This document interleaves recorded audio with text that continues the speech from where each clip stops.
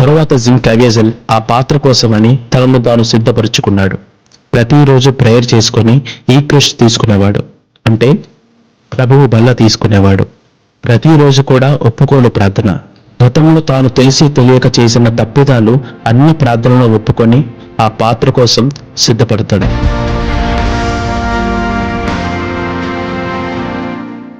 Director మెల్ Gibson తాను అనుకున్నది యేసుక్రీస్తు వారు తాను సిలువ వేయబడిన 12 గంటల ముందు తాను ఎంత శ్రమ అనుభవించాడో దానినే రా అండ్ రియలిస్టిక్ గా చూపిద్దామని అనుకున్నాడు.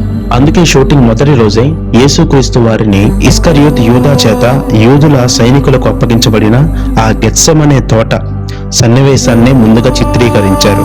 అందుకే మీరు ఆ మూవీ చూసినట్లయితే ఆ మూవీ స్టార్ట్ అయ్యేది గెత్సెమనే తోట నుంచే. అయితే జిమ్ క్యావియజల్ మూవీ తీసే ప్రాసెస్ లో ఎంతో స్ట్రగుల్ అయ్యాడు. శారీరకంగా ఎంతో అనారోగ్యం పాలయ్యాడు.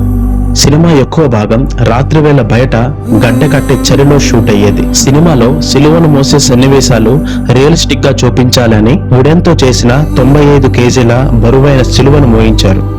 ఒకసారి ఆ సిలువను మోస్తూ కింద పడిపోతే అతని షోల్డర్ డిస్లోకేట్ అయింది.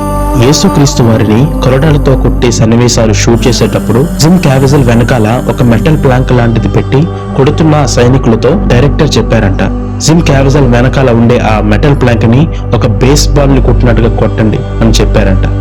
ఆ సైనికులకు ఇంగ్లీష్ రాదు, ఇటాలియన్ మాత్రమే వచ్చు. అతను చెప్పింది సరిగ్గా అర్థం కాక కొన్ని షాట్స్ లో అతను నిజంగానే గాయపడ్డారు. ఒక షాట్ లో అయితే ఆ కొరడ 14 ఇంచుల వరకు అతని వీపు పైన చాలా బలంగా తాకింది. అతని చర్మం కూడా ఒలిచినట్టుగా బయటికి వచ్చేసింది. అందుకని మీరు ఆ సన్నివేశాన్ని ఆ సినిమాలో చూస్తే అతను నటించినట్టు ఎక్కడ ఉండదు, ఎందుకంటే ఆయన అక్కడ నిజంగానే గాయపడుతున్నారు.